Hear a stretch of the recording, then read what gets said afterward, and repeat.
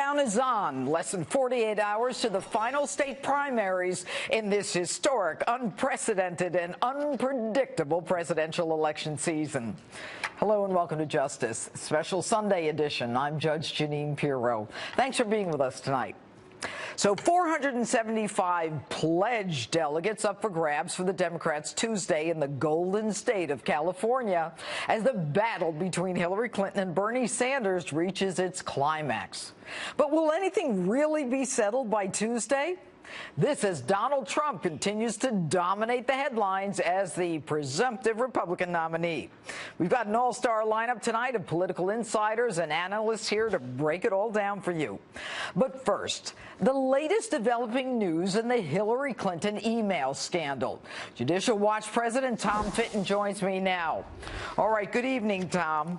Good evening, Judge. All right, just when Hillary Clinton says there's no chance she'll be indicted and an Inspector General report comes out and says she broke State Department rules, at 5:30 this past Friday, a federal judge says he wants to see the deals that the feds inked with Brian Pagliano, the guy who set up her private email server and managed it. Now, why would the judge in the civil case want to see that? Well, because Brian Pagliano was supposed to testify tomorrow to our attorneys in our Freedom of Information Act case. The judges in that case wanted discovery to figure out if there was a lack of good faith and the handling of our Freedom of Information Act case and how the system was run, Mrs. Clinton's email system. And he said a few hours earlier on Friday that he was going to assert his Fifth Amendment claims, rights to every question our attorneys asked. And the judge said, hold on a second, you know what, we're going to put this deposition off. You give me the legal basis for doing that, and by the way, file a copy of your reported immunity agreement with me. Because you can't do that necessarily. Every question that you answer with a Fifth Amendment assertion of privilege, you can't. You have to have a reasonable fear that you're going to be prosecuted for that answer, so and that's what the judge wants to get at. Is the judge looking, Tom, to find out whether or not the immunity that he has been granted by the Department of Justice, and we all know the FBI can't grant the immunity, only the Department of Justice can, is the judge looking to see whether or not he is in jeopardy or whether or not he has transactional immunity, which means he's get out of jail free, can never be prosecuted, in which case he could be forced to testify as to how the server was set up, how he monitored it, the fact that he was paid privately by the Clintons as a former campaign worker as well, and the State Department. Because if he has broad immunity, as you suggest, or even a narrow form of immunity, he may have to testify. That's exactly right. And I tell you, if he does assert his Fifth Amendment claims, unlike in a criminal case, in a civil case, a judge, if he chooses, can draw adverse inferences, use that assertion against you, and suggest and conclude that maybe there's something to hide.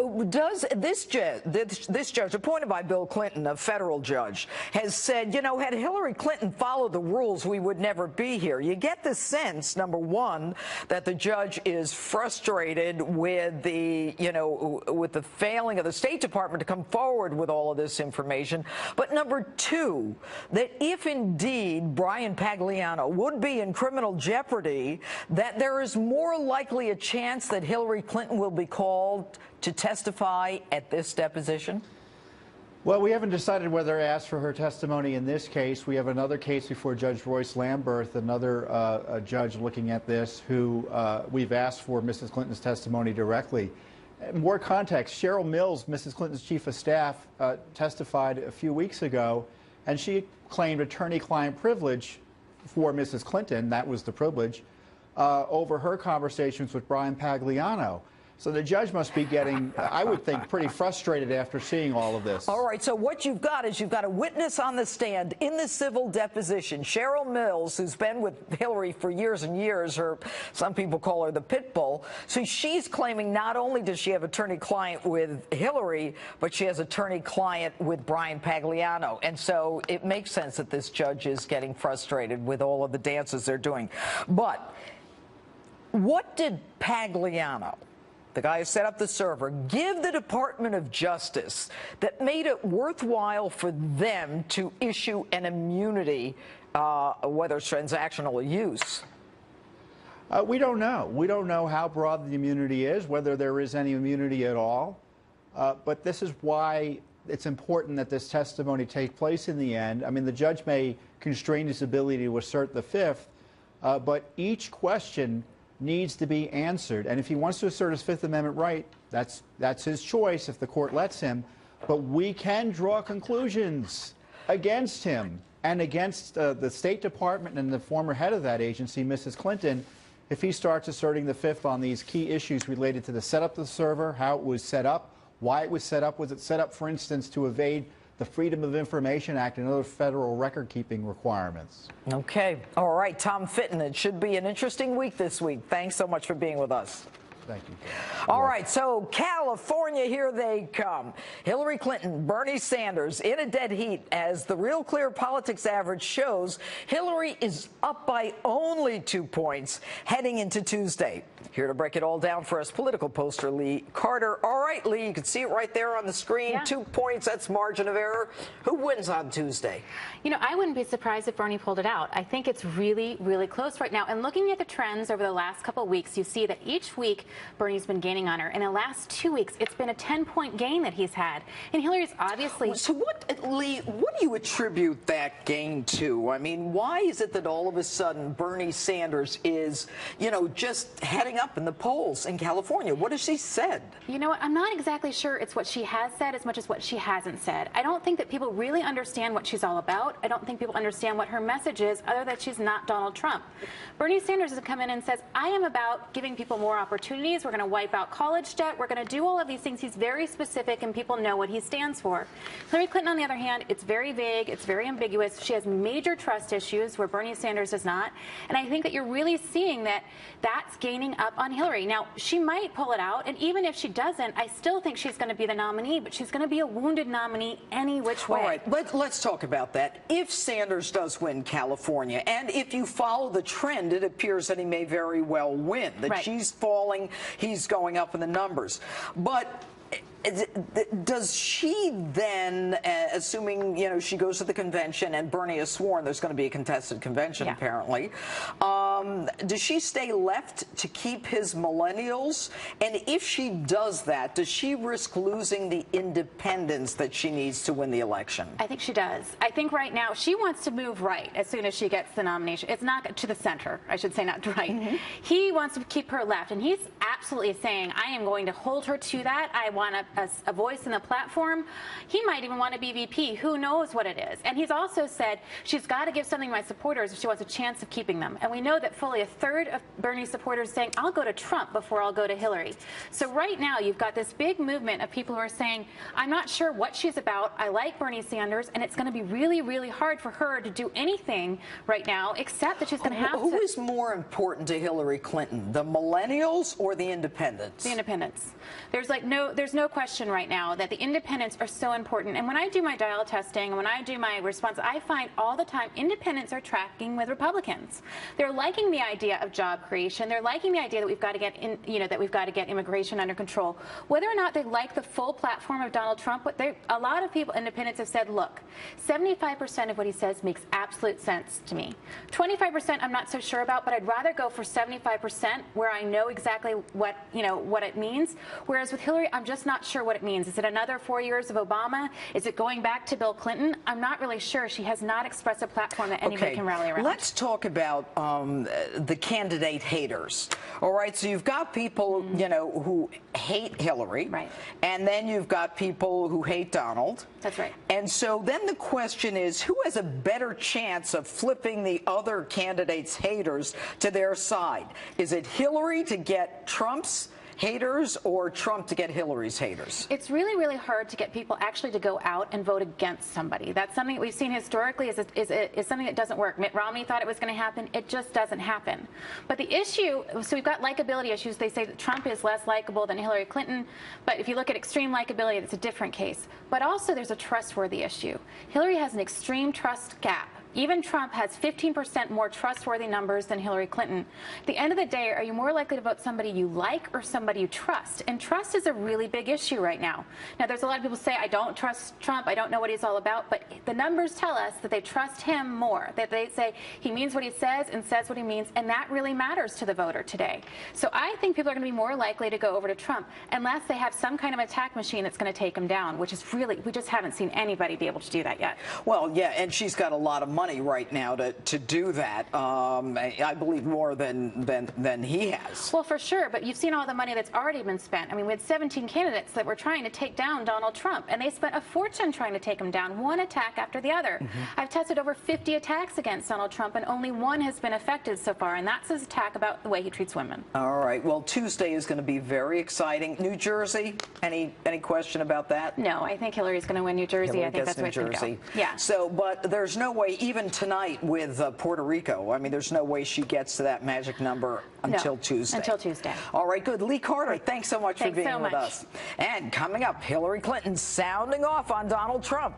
Her big national security speech, the most direct attack on Trump to date, and he didn't hesitate to fire back. You're not going to want to miss our take next. Incoherent.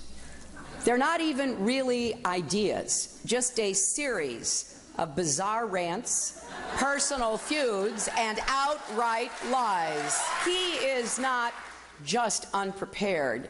He is temperamentally unfit to hold an office that requires knowledge, stability, and immense responsibility. That was Hillary Clinton on Thursday, launching a barrage of attacks at the presumptive Republican nominee, Donald Trump. Clinton casting him as a dangerous man with a petulant streak that could threaten U.S. national security. Trump firing back, tweeting, "Crooked Hillary no longer has credibility, too much failure in office." Here with reaction to the foreign policy face-off, Fox News military analyst, retired Colonel David Hunt. Okay, so, hello. Hi. It is billed as one of the best speeches she's given, a great foreign policy speech. What did you think of it? I'm the wrong guy. I thought delivery is fine. I mean, I think it's. If I listen to all my friends like you who know politics, it sounds like she changed from a primary to a national election, and she was smacking him back like he's been smacking everybody else. Okay, so how is this a great foreign policy speech? What did she say about foreign policy? No, I think it's delivery. There was nothing that I saw in here. I agree with you. I think it was delivery I'm talking about. I didn't hear much of anything except what Trump couldn't do. Trump is no good. But she also announced, she also was talking about the stuff that she claims she did well as Secretary of State. But there wasn't any policy in it. Did she talk about Benghazi? I don't believe that was in the subject matter. We've done two and a half years of that. Isn't that part of our foreign policy? Libya and Benghazi would be up on the top of the list. Yeah, sure. But she didn't talk about it. Did that trouble you, Colonel? Well, yeah, considering the stuff shows we've done on it, sure. Yeah. That was a major disaster, but it's not been settled. Okay, so, you know, I was looking at Trump's foreign policy speech, and, you know, he talked about Iraq, Egypt, Libya. He talked about rebuilding countries while we weaken our own. I thought what was interesting was that he said allies are not paying their fair share. Only 4 of the 28 member countries in NATO are spending the minimum required. I mean, as I went through his speech, there was everything about what's going on in the world. It was foreign policy. She didn't say much about foreign policy. No, I mean, she was an attack on Donald Trump, on the guy that's going to be running against her. No question. But the problem you have with what Trump is saying is that you don't get a lot of meat on what he's talking about. He's right. Oh, my God. I have his speech. Meat. I'm talking about meat. He mentions great subjects. I'm talking about some depth. That's, for me, the issue. Yes, he's covering the map. But what does he mean? Okay, like, for example, getting countries to pay for it. When he talks about NATO, I never heard anybody. I didn't know this. We've been carrying NATO load for years. 28 countries are paying their way. That's true, and we are NATO. The U.S. is NATO. The U.S. is NATO. That's but here's the problem. He's saying, you know what? We're not going to spend our money to defend countries that aren't. That's easier said than done, as you know. That'd be much easier said than done. Okay, let's talk about the fact that he talks about the Iran deal. Has she talked about the Iran deal? I think she did in the speech. Look, there's a huge problem here between the opinion of should we have done the Iran deal or absolutely not. Of course. I'm not saying one is right or wrong, but I'm saying let's talk about it. Yeah, but they are doing it. I mean, Trump is saying she's 100% wrong. The Bush Obama administration should not have done it. And she's saying, no, this is the only option we had, was to do something. He's saying absolutely shouldn't do anything.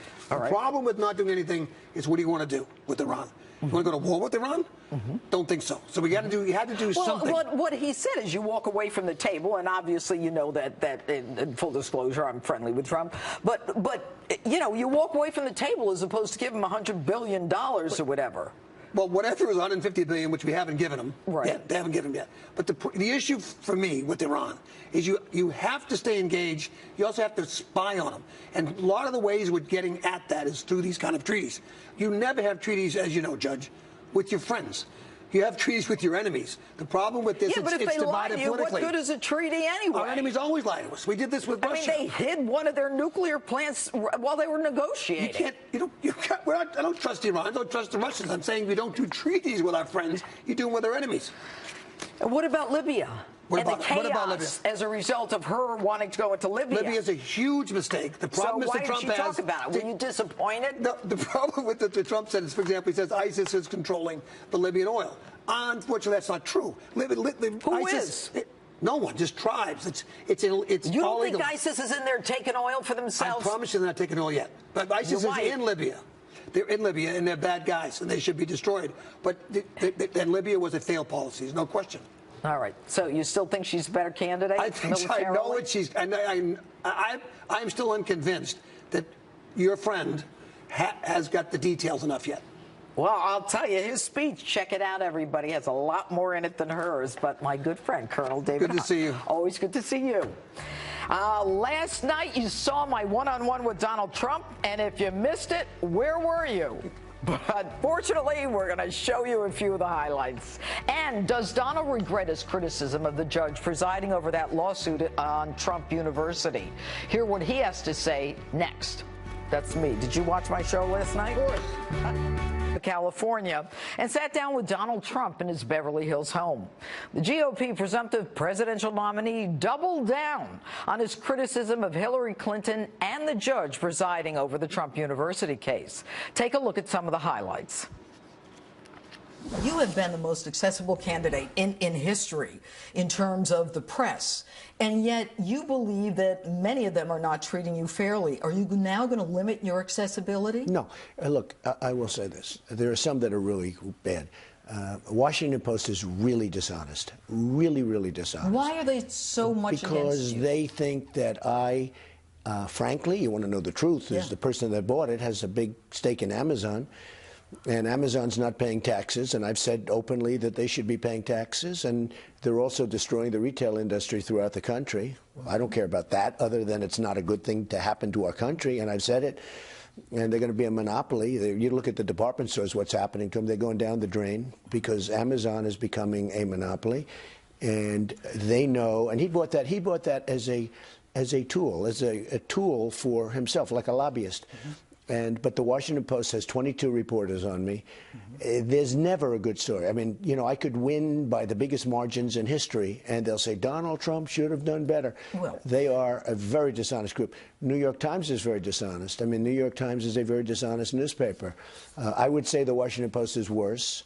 But I'm not talking about they're unfair. I'm talking they're purely dishonest. Do you to me, ever that's think unfair. you can go like this and just say, I'm going to just... Yes, I do. When I'm wrong, I tell you, I can take criticism better than any human being. You can, and I want to talk about that. I was on an airplane with you, your plane. Okay. I'll bet it was 15 years ago. And you were sitting next to me, and you were reading, I think it was a New York Times magazine. I have a vivid recollection. And I had already read it. It was a story about you. And I was in politics at the time, and I'm sitting there, and I'm just kind of watching you. There wasn't a grimace. Your brow didn't move. It didn't change your temperament. How'd you get so tough? Well, it's not a question of tough. When I am wrong and they write about it, I can take that better than anybody. I agree with them. I have no problem. But when they write falsely, they write so many false things, and you understand that because I know you you did the political thing, and I know you even went against Hillary for a period of time, and I don't think that was probably allowed because she's a liar. She's a major liar. They talk about foreign policy that Donald Trump wants Japan to get nukes immediately. I don't want that. I want Japan to pay us because we're protecting them, and if they don't pay us, you have to be prepared to walk. And if you walk, They're going to arm. Now, how they're going to arm, that's going to be up to them. But I never say Japan should nuke. What Hillary is saying about you is that you're a loose cannon. The world order is going to change. You're a fraud. You're a scam. Yeah. Is she picking up your way of handling she's campaigning? trying to. She's trying to. And tweeting? she's trying to pick it up. But look, Hillary is incompetent. You know that by just look at her past record. Look at Libya. Look at what happened with Benghazi. Look at what happened with so many different things that she's done. Everything she's done. It's been a loss. So why do people support her? It's almost out of habit, if you ask me. It's almost out of habit. It's like, why do you keep eating popcorn when it doesn't taste good? Okay? It's like a habit. Boom, boom. and the same thing with her. She's a habit. Okay. And you know what? It's time now. I think people are fed up with the Hillarys of the world. Trump University. Did you oversell that? Let me just tell you, it's just crazy what's going on. So we opened a school. We opened a school that was very successful, had a lot of students, and they did valuation reports after they left. And we have thousands and thousands of valuation reports. Everybody's saying it was great. They loved it. They loved it. I don't know if you ever heard this, but we have thousands of them. So why are you getting sued? Because a class action firm from California, who I hear gave Eric Schneiderman a lot of money to run, who I hear paid Hillary Clinton $900,000. This is all stuff that's going to come out that you don't hear, but I hear they paid her $900,000 for speeches. I hear they are. Who did? The firm that brought the lawsuit firm paid Hillary Clinton $900,000, as I understand it, for speeches. They paid her a lot of money for her campaign. I heard $400,000 or $500,000 for her campaign. It's a very political thing. I have a judge who is truly unfair. I don't know the judge, but he's truly unfair in San Diego federally. Why did you refer to his ethnicity, Donald? Well, because his heritage is Mexican. So and because, well, because I want to build a wall. And I'm getting along great, I think, with Hispanics, but I want to build a wall. There are some people that don't like that. Some of the numbers don't indicate that. Do you think you have to dial it back? Look, I have to be what I have to be. I mean, I have to tell the truth. Let's talk about the most recent Quinnipiac poll. Your unfavorable's around 50, her unfavorable's about 50. Who has a better chance of flipping the haters? Do you have a better chance of flipping the Hillary haters to your side, or does she get a better chance of flipping your haters? I think I do, because people know that she's incompetent. People know that she can't do the job. They know one thing about me. I'm very competent. I can do the job. Look, I borrowed $1 million, and it's worth now $10 billion. Right. And I filed all of my documents. I filed with the federal elections, the biggest filing they've ever had. And it talks about this great company that I've built. I built a great company, very little debt, tremendous assets, tremendous. Can you make America great again? I can totally make America great again, and that's why I'm doing it. I mean, it's lovely to be with you, but I'd rather be with you without all the cameras. I mean, to be honest with you, it's doing this isn't fun. Doing campaigning isn't fun. Why is it that you've got the President of the United States who's coming out and basically saying all these horrible things about you? I've never seen that in history. I mean, this early on, where the guy is coming out and trashing you. Yeah. Why? Well, he's coming out. He's actually trying not to use my name because he's not supposed to. You know, he ought to really focus on his job, because he's doing a lousy job as president. And what he should do is focus on his job and find out, why are we losing so many jobs? You know, the number 5% is a total phony number. It's really 20% or close to 20% unemployment. That's just a phony number to make the politicians look good. It's if you look for a job, Jeanine, and you don't find it, and you give up, and you go home, and you go to sleep. You're still unemployed, but you're not a statistic. You're not a statistic, right. Okay? Or it's a total phony number. Jeanine, the country is a mess. The world is a mess. We helped make the world a mess. Going into Iraq was a disastrous decision, maybe the worst decision ever in the history of our country. Number two, getting out of Iraq the way Obama did it, he didn't have a clue. And now you have, I mean, then she got into Libya. And by the way, who has the Libyan oil? I'll tell you who has it. ISIS has it. Right. And it's great oil, by the way. It's the highest quality oil you can get. So ISIS now has the oil that Hillary Clinton gave them by going in and doing that stupid, you know, that stupid attack on Libya. Just the world was crushing, and she goes and wants to do more. She doesn't have a clue. She doesn't know what she's doing. She doesn't have the strength, the energy. She cannot be president. It's California or bust for Bernie, and thinks she's finally seeing the end of the tunnel in the battle against Bernie Sanders. But is she? Take a listen to what Bernie had to say. At the end of the nominating process, no candidate will have enough pledged delegates. The Democratic National Convention will be a contested convention. So, with renewed talk of a contested convention, could it really still be anyone's game? With me now, Bernie Sanders surrogate and Democracy for America Communication Director Neil Soroka. All right, good evening, Neil. All right. Great to be with you. Bernie vowing there's going to be a contested convention. I mean, who'd have thunk? I mean, the Republicans were supposed to have the contested convention. Bernie Sanders comes out and says, doesn't matter if she's got the delegates, I'm going there. Why? Well, listen, it's a complicated process. If you had told me a year ago that we would be in a position in June with Bernie Sanders still in this race fighting for delegates, I would have said you were crazy. But the fact is he's run an incredibly strong populist progressive campaign that has excited millions of people across the country. And the race in California is it's a jump ball at the moment. Right. And it's amazing how far she's dropped and he's come up. I mean, there were 2 points within margin of error, according to, I think it's Real Clear Politics. But yep. What doesn't make sense to me is she's got the delegates. Isn't it time to think about the party and think about winning? Well, listen, she has clearly a big majority of the superdelegates, but those superdelegates don't vote until we actually get to the convention. So the reality is Bernie's right. This campaign does go through the very end on primary day unless he decides he no longer wants to be in this race, or she gets a majority of the pledged delegates. Okay, let's talk about those pledged delegates. I mean, those are like the elected officials. It's what people say is part of the rigged Democratic primary system. But wouldn't they have, at this point, said, you know what, I've been listening to Bernie for 6 months. I like him, 8 months, whatever, 10 months. I'm going to Bernie's side. Wouldn't we know that by now? Why do they have to take it to the convention? Well, listen, superdelegates have the ability to change their vote all the way up until we get to the convention and they actually vote for the nomination. So that's the thing. Now let me be clear. Democracy for America believes that the nominee should be the person that receives the greatest number of elected delegates, those ones that people are voting on right now. And we've got a few more contests left to go.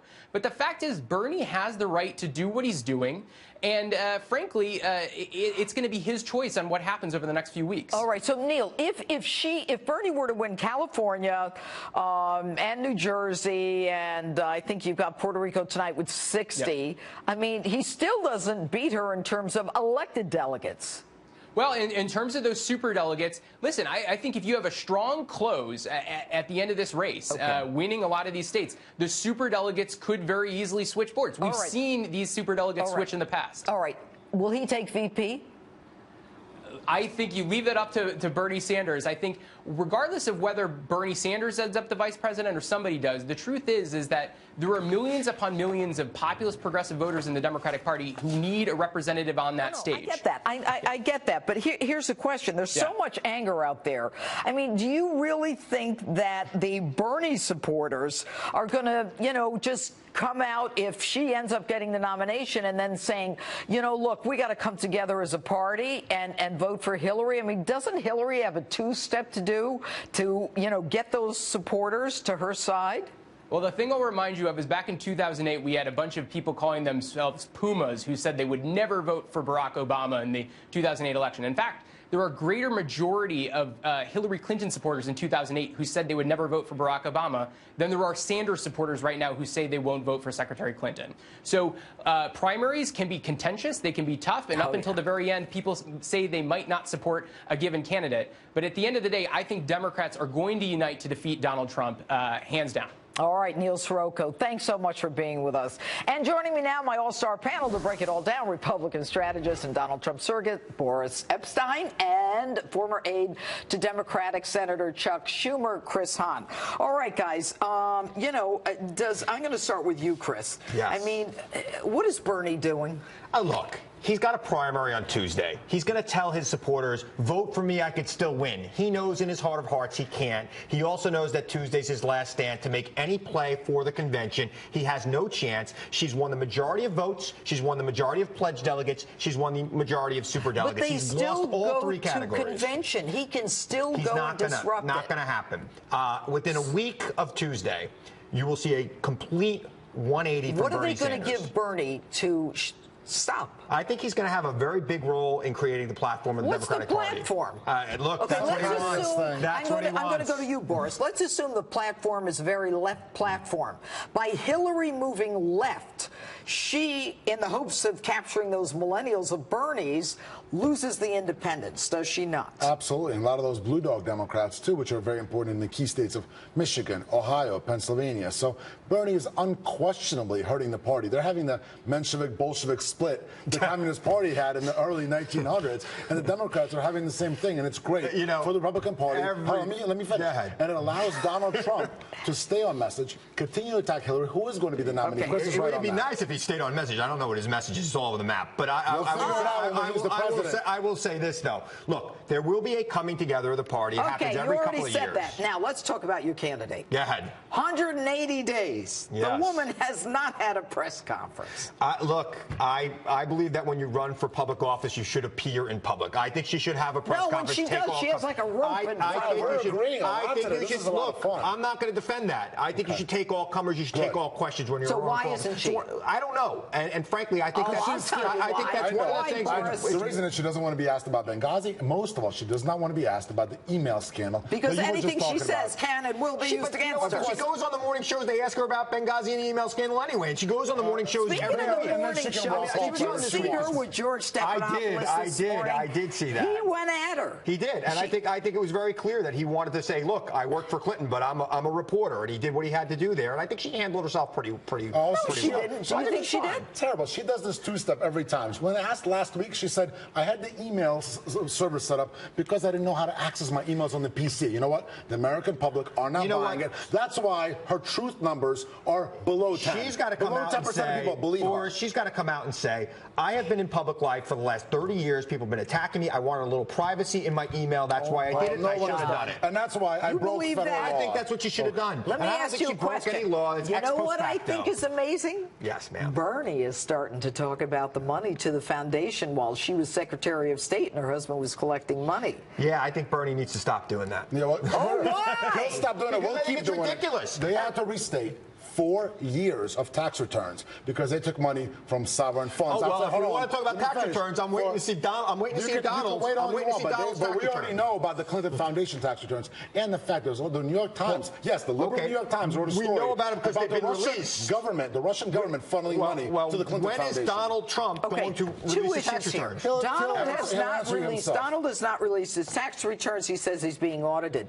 But with Hillary, Chris, don't you think there's a bit of a difference? She's Secretary of State, getting money to her family's foundation, dealing with all these foreign countries while money is going to her. In other words, she's a government. She's our representative to the world. Everybody acknowledges that the Clinton Foundation did great work. It's being politicized. Who's everybody? Everybody. George W. Bush has spoke at the Clinton Foundation. Republicans and Democrats and independents and people from around this political spectrum have been involved with it before she was running for office, and now it's the evil empire. Before she was running for office, it wasn't existed before she ran for office. No, let me tell you something. They created the foundation when they were leaving the White House. Remember, she had to return like $200,000 worth of stuff they took with them, but that's another issue.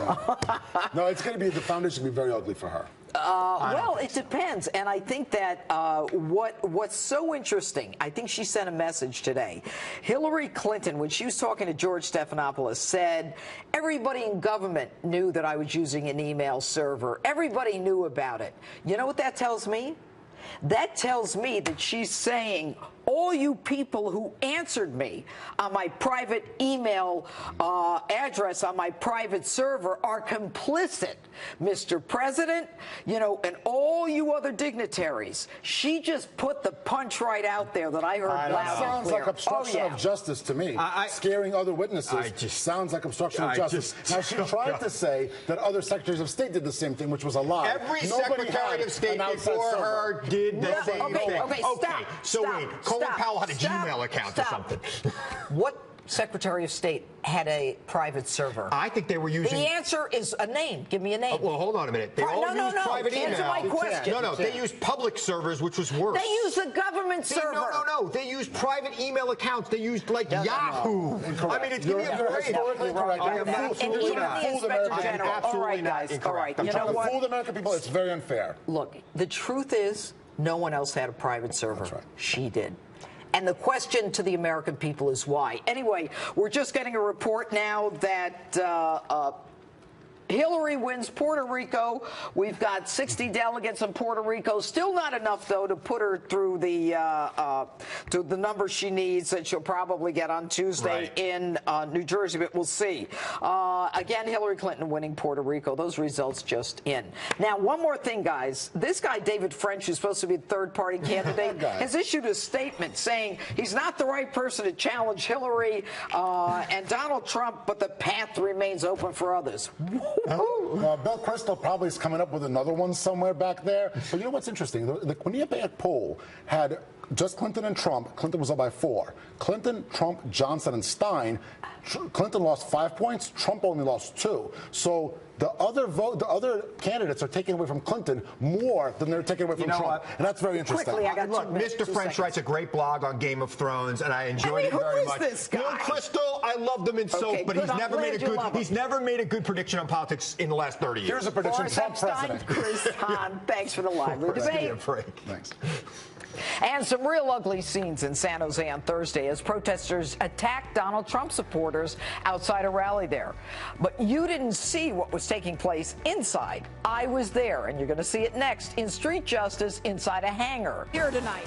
I'm from Trump. I want America great again. That's why I'm here. Why are you here tonight? Well, the reason I'm here is because Trump stands for what I came here for 35 years ago, and I feel everything's going down the tubes. How about you? Why are you here? I love the whole synergy and energy that Trump created and generated. I believe that it's important that we show our support, even if California doesn't go for Trump. There's a strong concentration of conservative values in California. I'm an immigrant. I'm coming from India, and I've done everything right, and I've tried for years and years together to get my family here. And the injustice that people like me feel when fence hopping, law-breaking people are awarded or rewarded with citizenship, when all the hardworking people like us are trying so hard to realize the American dream. For long-elected people, we should get together and vote for Trump. He'll make the difference. What do you think about the wall? Well, I think I have a lock on my front door and I have a fence around my house. So I believe that, yeah, having a wall for security is a good idea. How do you feel about illegals who come here and don't go through what you went through? I think that's horrible, to be honest with you. I think that's unfair to everybody, for those who really go through the process I went through, and for all American hardworking families in U.S. I think that's something that absolutely must be changed. Hillary Clinton, what do you think of her? Hillary Clinton is the most corrupt woman in this country. Hillary is going to put us as a middle-class mother, and I have 2 kids. I have a special needs child. They're going to put us under welfare. Well, you know, Hillary is a liar, I think, so it's hard to, yeah. I thought that it would be good to come to this rally to support my beliefs and what I believe in, because I hate Hillary Clinton. Well, the media is making Donald Trump out to be the bad guy, but really, we know who the good guy is. Is Barack Obama a good guy? No. Why not? Because he uses the Second Amendment like it's toilet paper. Does that mean you have guns? Or what do you mean? He's concerned about the Second Amendment, but he doesn't have a gun. Well, we technically can't bring guns in here. I don't mean you have a gun here, but do you own a gun? Absolutely. Why did that not surprise me? Okay, what kind of gun do you own? AR-15. Why do you have a gun? Because it's all right. And they're fun. What do you do? I'm a hairdresser.